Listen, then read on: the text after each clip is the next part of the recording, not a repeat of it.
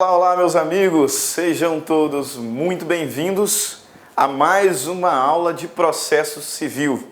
Aqui quem vos fala é o professor Stanley Costa, professor de Direito Civil e Processo Civil da LAC Concursos. E no encontro de hoje, nós vamos concluir os estudos sobre a competência no novo Código de Processo Civil. Essa é a quarta aula. É o quarto encontro sobre o tema competência. Tema extremamente importante para você concurseiro, para você concurseira. Por isso é que nós estamos caminhando de uma forma um pouco mais vagarosa, uma forma um pouco mais detalhada, porque de fato o estudo para concurso público ele tem que ser estratégico. Nós temos que ter uma estratégia de preparação. E uma dessas estratégias é justamente saber escolher aqueles temas que são mais cobrados. Temas que demandam maior aprofundamento, tema que demanda maior preocupação, mais tempo de dedicação. Alguns temas não são tão recorrentes, não são tão importantes para um concurso público, então esses a gente dá uma lidinha, vê a lei, resolve uma questãozinha ou outra e vai embora. Agora, tem temas que se destacam pela importância, pela relevância, pela quantidade de vezes que eles são cobrados. E esses temas a gente tem que ter bastante cuidado. Um deles, aqui no Código de Processo Civil, aqui no Direito Processual Civil, é justamente o estudo da competência. Se não o mais importante, e eu creio que não é o tema mais importante, mas é um deles. É um dos temas de maior relevância, um dos temas mais cobrados em concurso público. Por isso que nós dividimos esse estudo em 4 aulas, em 4 encontros. E esse é o último encontro sobre competência. Lá na primeira aula, nós falamos sobre o conceito de competência, diferenciando-o de jurisdição. Nós também falamos sobre os limites da jurisdição nacional. Contexto onde estudamos as regras de competência internacional exclusiva, competência internacional concorrente e a ação de homologação de decisão estrangeira. E terminamos a primeira aula falando sobre a organização do Poder Judiciário à luz dos artigos da Constituição Federal. Na segunda parte, trabalhamos então o tema da cooperação internacional. Isso, cooperação internacional. Identificamos o conceito, os princípios fundamentais que devem ser observados na cooperação internacional. Identificamos também uma regra necessária à cooperação internacional, que é a regra da existência de uma autoridade central. E aqui no Brasil, quem faz as vezes dessa autoridade central como regra é o Ministério da Justiça. Então concluímos identificando, conceituando e diferenciando alguns mecanismos de cooperação internacional. Falamos do auxílio direto, da carta rogatória e da ação de homologação de decisão estrangeira. No terceiro encontro, nossa última aula, trabalhamos então a competência interna. Isso, competência interna. Identificamos os 5 critérios definidores de competência, à luz da doutrina de Chiovenda, diferenciando-os. Falamos sobre competência de juízo, competência de foro. Então, trabalhamos lá na Constituição Federal, artigo 109, a competência da Justiça Federal. Concluímos a nossa aula falando sobre a competência da Justiça Estadual, foro comum, foros especiais. E investimos o finalzinho da aula tratando as diferenças da incompetência absoluta e incompetência relativa. E agora, último encontro, última parte desse estudo, trabalharemos então a modificação de competência. Quarta parte, estudo de competência. Começamos nesse exato momento. Modificação de competência. Para fechar com chave de ouro, né, esse nosso módulo de competência no novo Código de Processo Civil. Do que se trata a modificação de competência, meus caros? Modificação de competência é um fenômeno processual por meio do qual atribui-se competência a um órgão que é originalmente incompetente e, por consequência, retira-se a competência de um órgão originalmente competente. Prestou atenção? Modificação de competência, né, é um instrumento, é um fenômeno processual por meio do qual atribui-se competência a um órgão originalmente incompetente e, por consequência, retira-se a competência de um órgão inicialmente competente. Nesse contexto, muito importante relembrarmos as regras da incompetência absoluta e incompetência relativa. Eu sei que nós já vimos. Na última aula nós trabalhamos as diferenças entre incompetência relativa e incompetência absoluta. Na oportunidade falamos que quando um juiz ele trabalha, ele exerce a sua função jurisdicional fora dos limites previstos na lei, veja bem, ele praticou o ato jurisdicional, porque a jurisdição ela é una, é indivisível.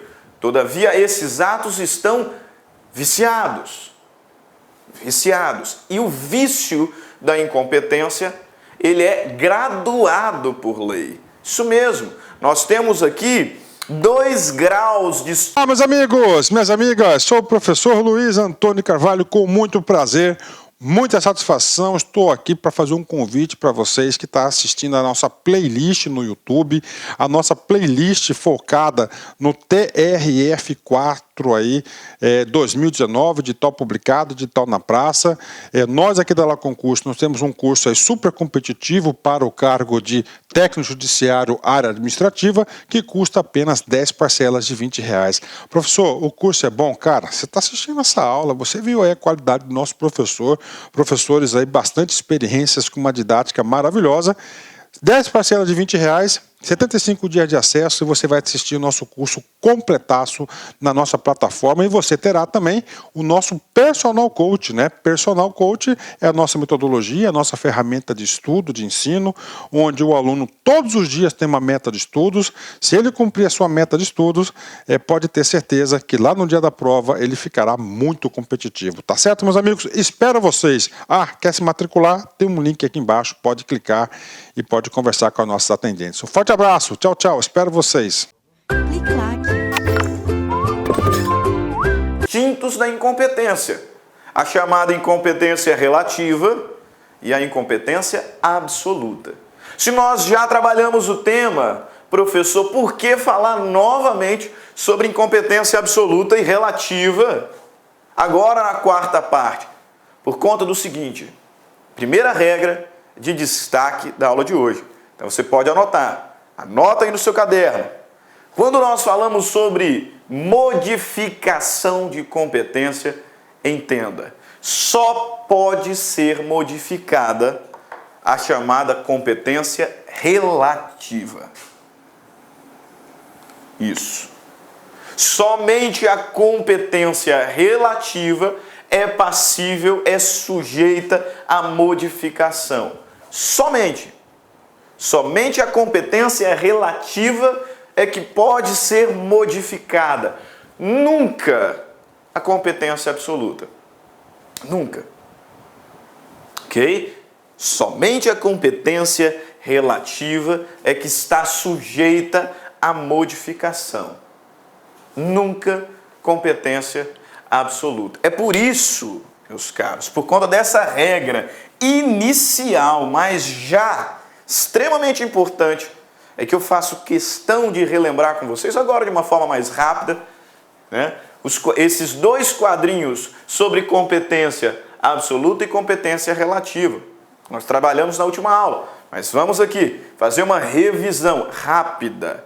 Por quê? Porque só pode ser modificada a competência relativa. Quais são as principais diferenças entre competência absoluta e relativa, ou incompetência absoluta e relativa? As regras que dispõem sobre competência absoluta são regras de interesse público, enquanto que as regras que dispõem sobre incompetência relativa são regras de interesse privado. Nessa toada, nesse contexto, temos que a incompetência absoluta ela deve ser declarada de ofício pelo juiz. Contrário sensu, a incompetência relativa não pode ser declarada de ofício pelo juiz. Ok? A incompetência relativa é matéria de ordem privada. Se é matéria de ordem privada, não pode ser reconhecida de ofício pelo juiz. A incompetência absoluta é regra de natureza pública, é matéria de ordem pública e, portanto, pode ser reconhecida de ofício pelo juiz.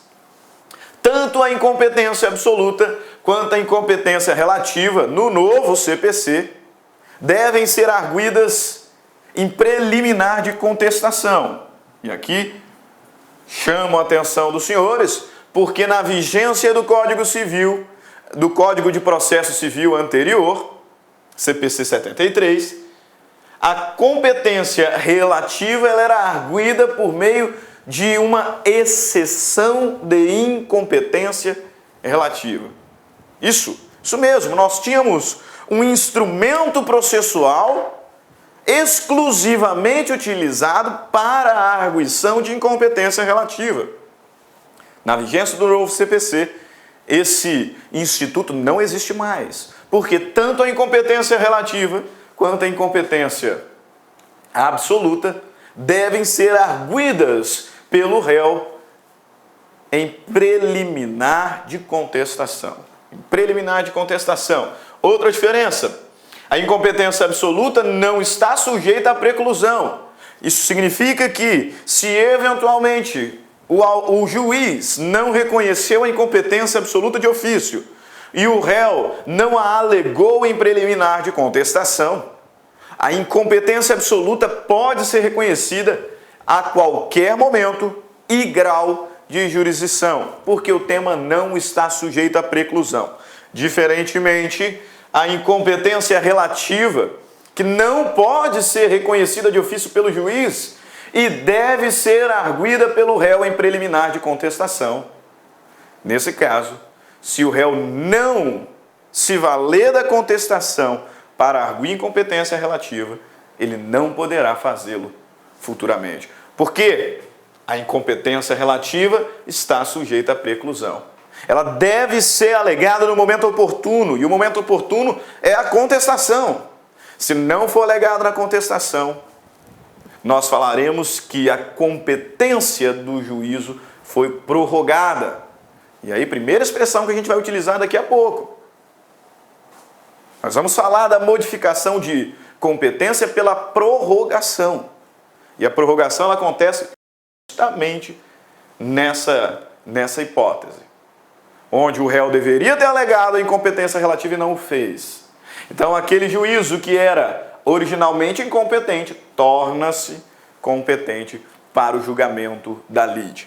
Ok? Outra diferença, a incompetência absoluta, ela não pode ser modificada pela vontade das partes. Isso mesmo. Sendo norma de ordem pública, não há aqui discricionariedade no tocante à incompetência ou à competência absoluta. As partes não podem deliberar sobre as regras de competência absoluta. Diferentemente, no tocante à incompetência ou à competência relativa, essas regras podem ser modificadas por vontade das partes, por acordo das partes. Você está entendendo por que só a competência relativa é passível de modificação? Pegou? Aqui já tem duas formas de modificação de competência. A competência relativa pode ser modificada em razão da prorrogação. E pode ser modificada em razão de derrogação, por meio de cláusula de eleição de foro. Isso não acontece na competência absoluta. Pegou? Última diferença, para nós nesse momento não causa tanto efeito. A incompetência absoluta pode ser objeto de ação rescisória. A incompetência relativa não poderá. Mas, professor, como é que eu vou saber quando que eu estou diante de competência absoluta, quando que eu estou diante de competência relativa? Quadrinho aqui bastante didático para os nossos estudos. Você sabe que existem 5 critérios delimitadores de competência. Quais são esses critérios? Em razão da matéria, em razão da pessoa, critério funcional, critério territorial e em razão do valor da causa. Isso, 5 critérios definidores de competência. Alguns deles são critérios de competência absoluta. Quais são? Razão da matéria, pessoa e funcional, competência absoluta. Então, se o critério for em razão da matéria, em razão da pessoa, em razão da função, estou diante de competência absoluta. Isso significa, senhores, que a competência material, pessoal e funcional, ela não pode ser modificada. Porque nós acabamos de falar que apenas a competência relativa é passível de modificação. Se temos por certeza de que a competência material, pessoal e funcional são absolutas, então não cabe modificação nesse contexto. Os 2 últimos critérios, competência em razão do território e em razão do valor da causa, esses 2 critérios podem ser critérios de competência relativa. Em verdade, quase sempre, a competência territorial será relativa. Quase sempre. A competência de foro, que é o outro nome para a chamada competência territorial, será relativa. Quase sempre. Por quê? Porque o Código de Processo Civil nos traz uma exceção lá no artigo 47. Qual é essa exceção mesmo? Corretíssimo. As ações que envolvam direito real sobre bens imóveis, a competência é do foro da situação da coisa. E essa competência, ela é absoluta. Isso, artigo 47 nos diz que quando a ação versar sobre direito real imobiliário, a competência é do foro da situação da coisa. E essa competência, salvo algumas exceções, essa competência ela é absoluta. Na mesma toada, temos também que as ações possessórias, que não são ações reais. Posse não é direito real. Mas no mesmo contexto, as ações possessórias imobiliárias devem ser ajuizadas no foro da situação da coisa. E mais uma vez estamos diante de competência absoluta. Então, excepcionalmente, a competência territorial pode ser absoluta. Mas na regra geral, a competência territorial será relativa. Agora, no tocante ao valor da causa, que é um critério, falávamos, que nem sequer é previsto no novo CPC, existem menções. O legislador até fez algumas menções à competência definida em razão do valor da causa. Mas não é um critério. Meus amigos, minhas amigas, sou o professor Luiz Antônio Carvalho, com muito prazer, Muita satisfação, estou aqui para fazer um convite para vocês que estão assistindo a nossa playlist no YouTube, a nossa playlist focada no TRF4 aí, 2019, de tal publicado, de tal na praça. Nós aqui da La Concurso, nós temos um curso aí super competitivo para o cargo de técnico judiciário área administrativa, que custa apenas 10 parcelas de R$20. Professor, o curso é bom? Cara, você está assistindo essa aula, você viu aí a qualidade do nosso professor, professores aí bastante experiências com uma didática maravilhosa. 10 parcelas de R$20, 75 dias de acesso e você vai assistir o nosso curso completaço na nossa plataforma e você terá também o nosso Personal Coach, né? Personal Coach é a nossa metodologia, a nossa ferramenta de estudo, de ensino, onde o aluno todos os dias tem uma meta de estudos. Se ele cumprir a sua meta de estudos, pode ter certeza que lá no dia da prova ele ficará muito competitivo. Tá certo, meus amigos? Espero vocês. Quer se matricular? Tem um link aqui embaixo, pode clicar e pode conversar com as nossas atendentes. Um forte abraço, tchau, tchau, espero vocês. Critério realmente legislativo que o legislador postou lá no novo CPC. E esse critério, por vezes, é critério de competência relativa e outras vezes absoluta. Na verdade, já tem muitos doutrinadores no Brasil que defendem a tese de que, em razão do valor da causa, a competência será em regra absoluta e excepcionalmente relativa. Porque, de fato, hoje quase todos os exemplos que nós temos de competência definida em razão do valor da causa, ela é absoluta. Lá na Lei 9.099, que fala sobre a competência dos juizados especiais cíveis, nós sabemos que eu tenho a faculdade de ações até 40 salários mínimos, isso é apenas um dos critérios, distribuir no juizado especial cível. Mas, se a ação for de valor superior a 40 salários mínimos, eu não posso distribuí-la no juizado especial cível. Então, embora eu tenha a faculdade, a possibilidade de escolher nas demandas cujo valor da causa seja inferior a 40 salários mínimos, posso escolher juizado especial ou não. Se a demanda tem por valor da causa superior a 40 salários mínimos, eu não posso ir para o JEC. Então, nessa reflexão, apesar da faculdade, parece-nos que a competência no JEC também é absoluta.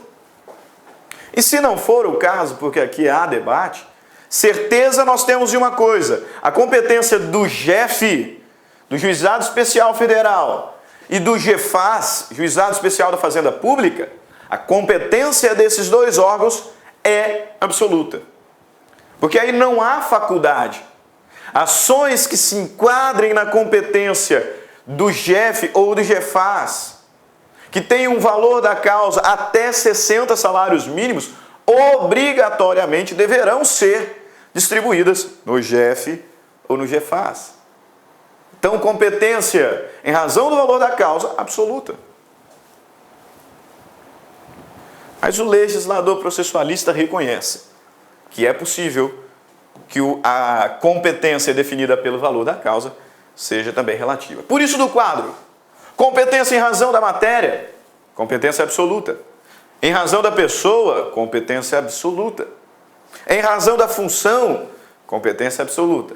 Em razão do território, regra geral, competência relativa. Tem exceção, mas regra geral é relativa. E competência definida em razão do valor da causa pode ser relativa ou absoluta, a depender do caso concreto. Gravou? Pois bem, só pode ser modificada a competência relativa. Grave isso, anote no seu caderno, de vermelho que seja, porque isso geralmente cai em concurso. É uma regra ainda introdutória, mas já importante. Só cabe modificação de competência relativa. Nunca competência absoluta. Ok? Antes de darmos sequência para o estudo das formas de modificação de competência, cabe-nos ainda relembrar as diferenças entre competência de foro e competência de juízo. Por que eu quero diferenciar novamente essas duas espécies? Porque vejam bem o conceito muito bom do doutrinador contemporâneo Marcos Vinícius Rios Gonçalves. Ele diz o seguinte: só pode haver modificação de competência de foro nos casos em que for relativa, que nós já constatamos, nunca competência de juízo, pois esta sempre será absoluta. Olha que conceito interessante e rico. Só que para entendê-lo, tenho que relembrar as diferenças entre competência de foro e competência de juízo. E aí entenda, foro é uma expressão que nos remete à ideia de circunscrição, de base territorial. Foro é a base territorial onde determinado órgão jurisdicional exerce as suas atribuições, exerce a sua função. Então, foro tem ideia de território. É por isso que, na Justiça Estadual, utilizamos como sinônimo de foro a expressão comarca. Isso, comarca, foro. Na Justiça Estadual, perfeito. Na Justiça Federal, seção, foro. Perfeito. São expressões que nos remetem à ideia de território. Por isso que, ao trabalharmos competência de foro, estamos falando especificamente sobre competência territorial.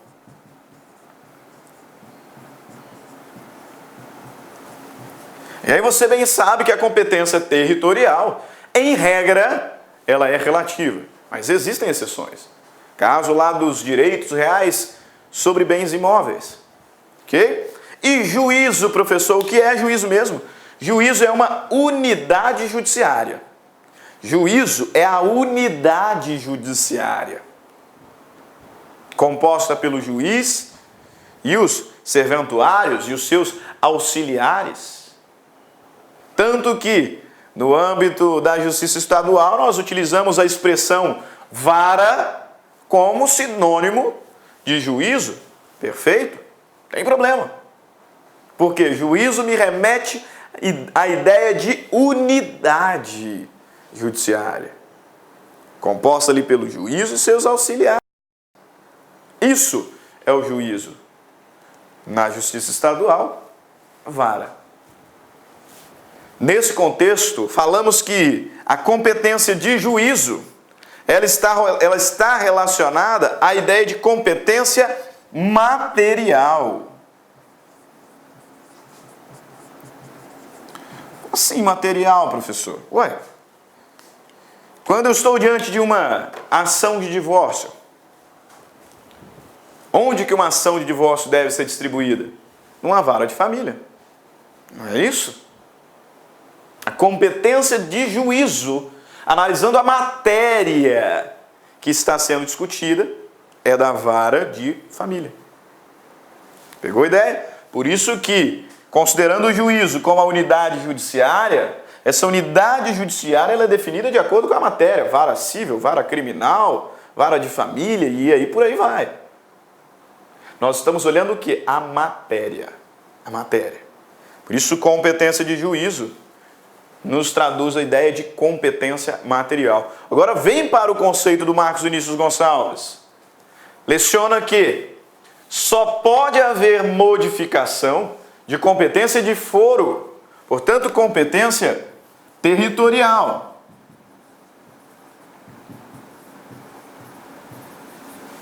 Nos casos em que ela for relativa. Porque existem exceções.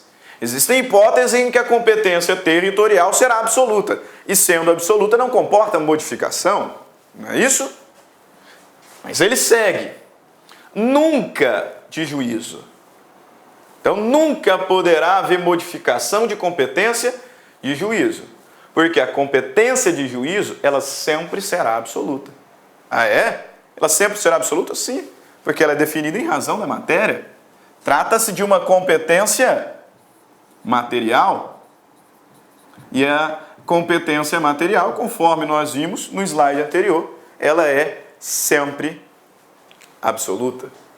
Beleza? Conceito riquíssimo. Riquíssimo.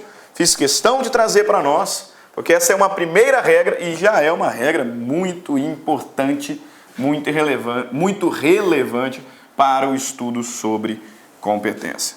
Ok? Alguma dúvida? Não?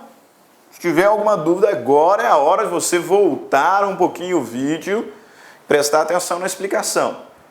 Porque se não há dúvida nenhuma, agora a gente segue a nossa aula para o estudo das formas de modificação de competência. Isso, as espécies, as modalidades, os mecanismos, as formas de modificação de competência. Nós vamos falar sobre 4. Conexão, continência, prorrogação e derrogação de competência. As 4 formas de modificação de competência previstas no novo CPC. Beleza? Então começamos lá no artigo 54 do novo Código de Processo Civil. Você já pode abrir aí o seu CPC, fazer as anotações que são devidas. É importante ter o seu CPC do lado.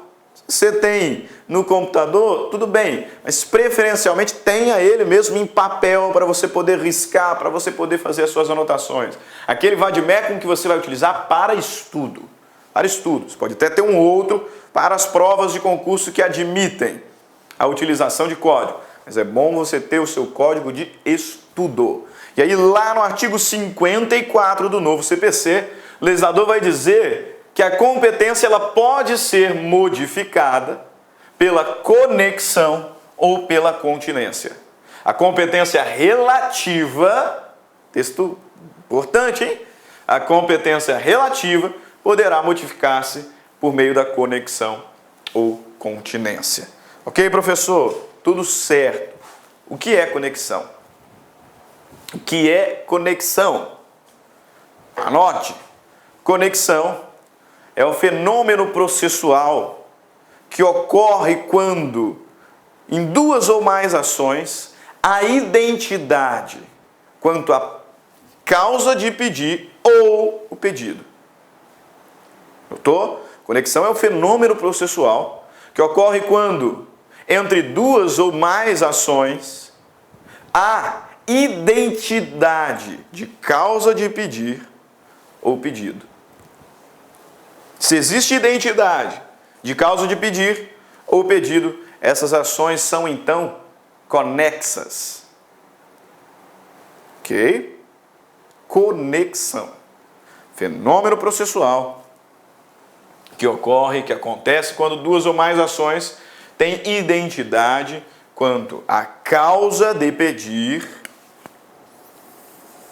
ou pedido. E anote, ou. Porque eu já vi cair em concurso público o enunciado dizendo que há conexão quando eu tenho identidade de causa de pedir e pedido.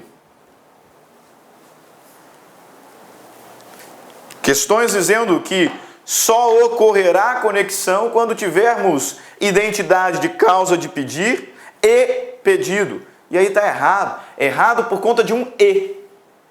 Por conta de um e. Por quê? A conexão ela acontece quando nós temos identidade quanto à causa de pedir ou o pedido. Ou o pedido. Veja lá, artigo 55 do novo CPC. Reputam-se conexas 2 ou mais ações quando lhes for comum o pedido ou a causa de pedir. Você pode grifar esse ou. Pedido ou causa de pedir. Cuidado que às vezes aparece partes ou causa de pedir, partes ou pedido. Não. Causa de pedir ou pedido. Entendam, isso é conexão. Isso é conexão. Por que eu quero que você grave? Que conexão é o fenômeno processual em que duas ou mais ações têm identidade quanto à causa de pedir ou pedido.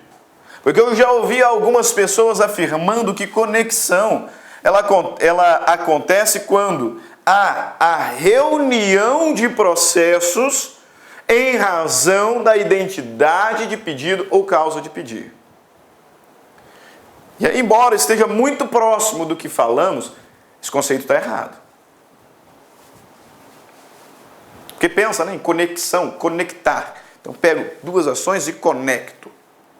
E aí alguns vão dizer que a conexão é a reunião de dois ou mais processos em razão da identidade de pedir ou causa de pedir.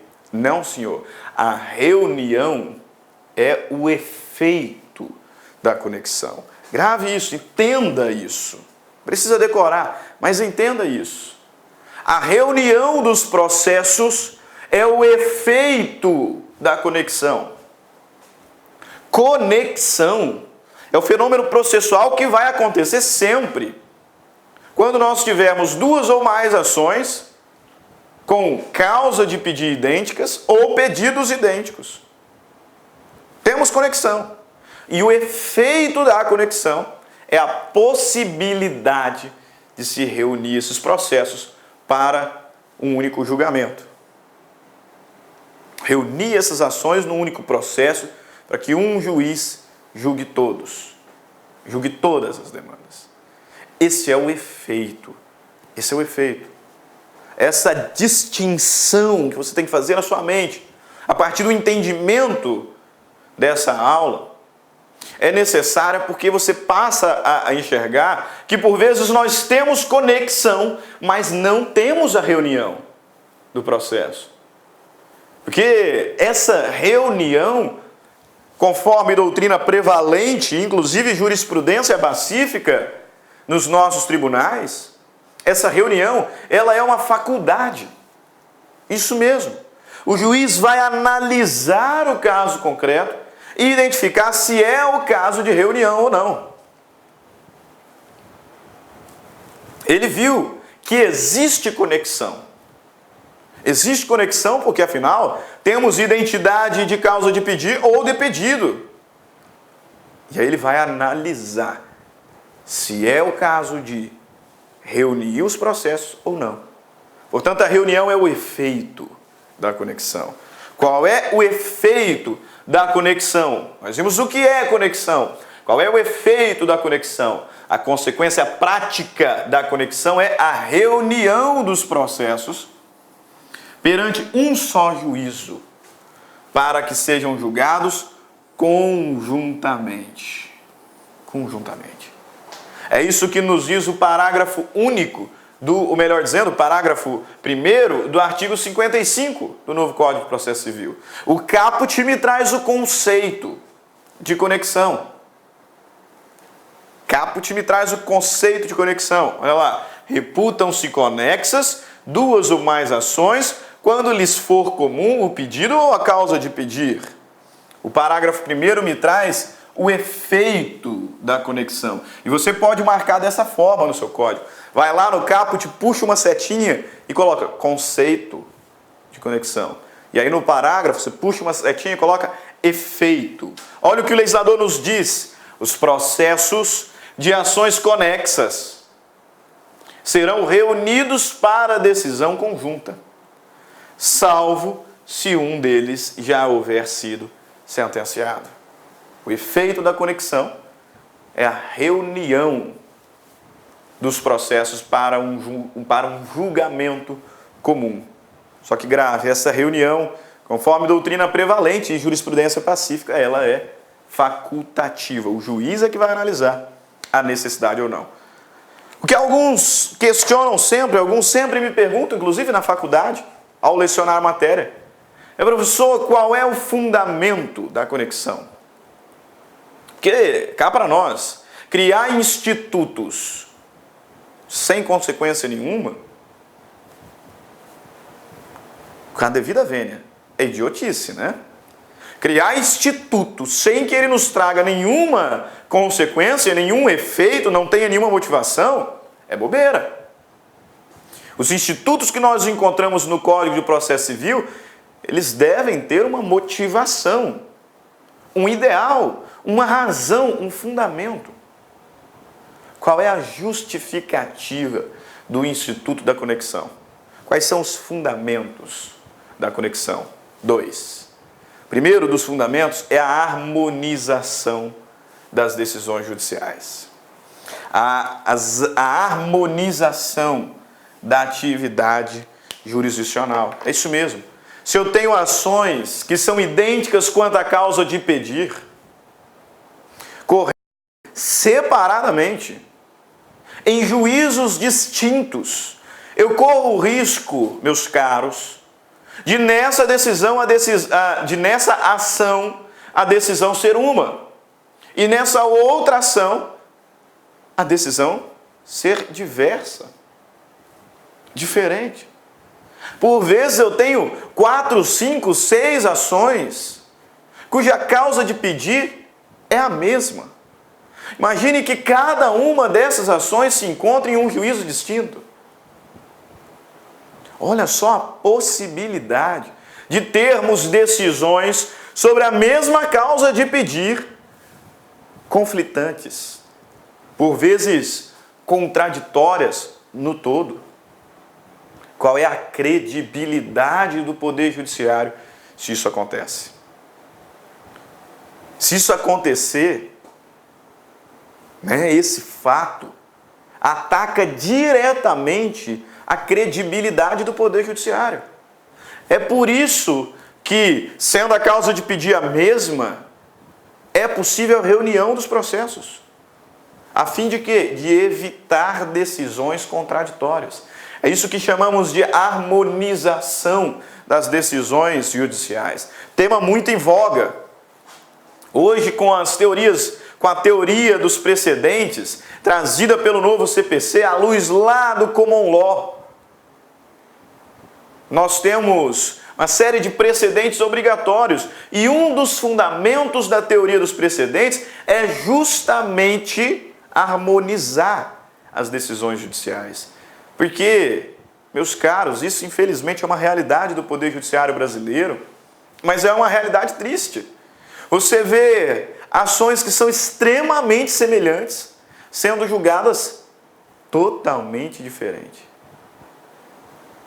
Decisões absurdamente conflitantes, contraditórias, por vezes no mesmo... Meus amigos, minhas amigas, sou o professor Luiz Antônio Carvalho, com muito prazer, muita satisfação, estou aqui para fazer um convite para vocês que estão assistindo a nossa playlist no YouTube, a nossa playlist focada no TRF4 aí, 2019, de tal publicado, de tal na praça.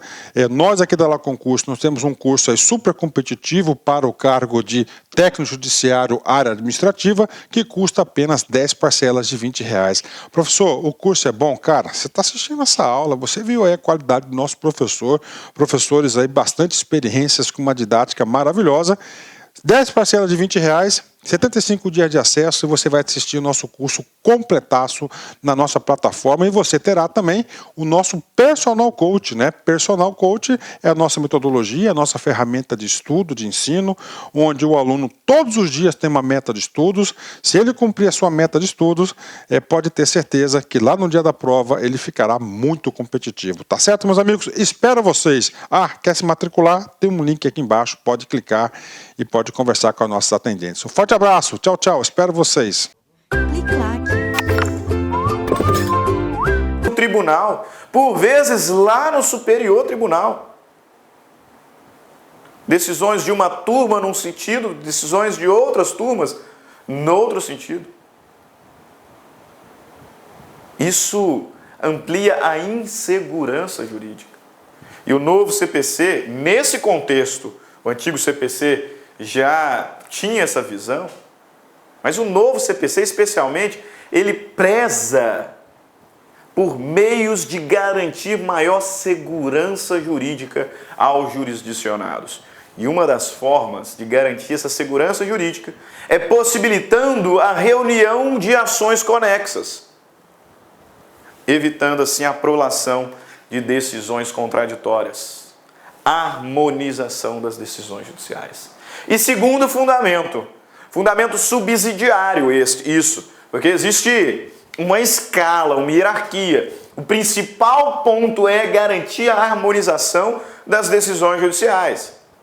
Só que, por consequência, ao possibilitar a reunião das ações conexas, contribuímos também, em regra, para a economia processual. Não é? Nesse caso, lá das 5 ações conexas, se cada uma for distribuída em um juízo distinto, imagine, nós vamos ter que provocar 4 juízes com os seus respectivos auxiliares para tratar ações que poderiam estar reunidas em apenas uma única atividade jurisdicional. Então, por consequência, é lógico, o ponto principal é garantir a harmonização das decisões judiciais. Só que, por consequência, teremos também, no mais das vezes, economia processual. Os 2 fundamentos do Instituto da Conexão. Ok? Mais grave, conceito de conexão, fenômeno processual, em que 2 ou mais ações têm identidade de causa de pedir ou pedido. Efeito da conexão é a possibilidade de reunião dessas ações para um único julgamento. Agora, atenção, nós estamos falando de causa de pedir, de pedido, e essas expressões nos remetem para um estudo específico do processo civil, que é o estudo dos elementos da ação. Você se lembra quais são os elementos da ação?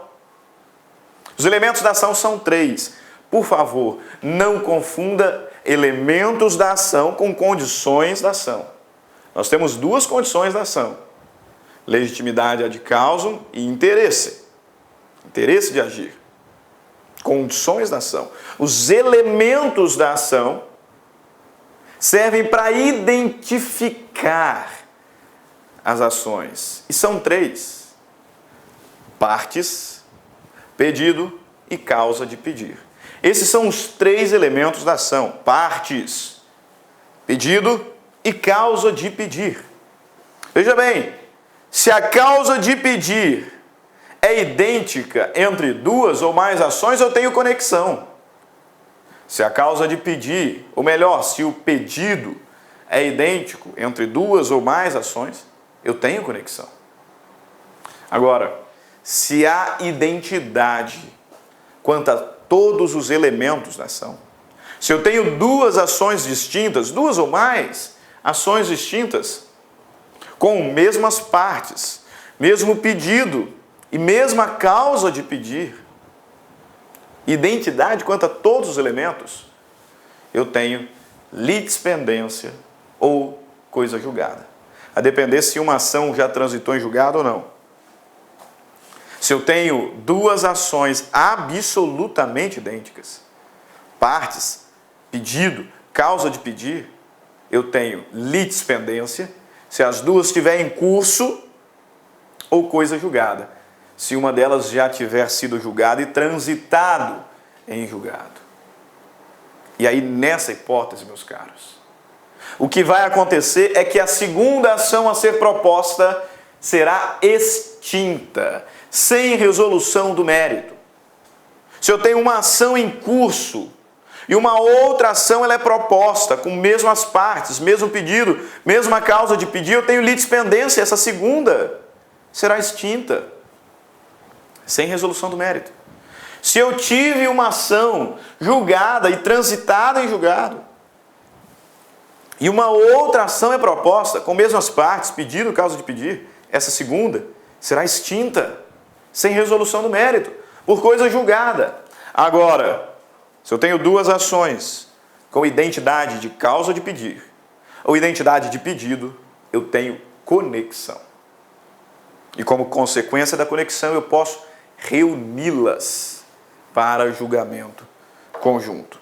Professor, dá algum exemplo, professor, porque na teoria tudo é muito muito óbvio. Tá bom, dá para eu decorar, mas por vezes no meu concurso público não cai o conceito, cai exemplos, e aí eu tenho que interpretar o exemplo. Então, por favor, professor, dê alguns exemplos. Vamos lá.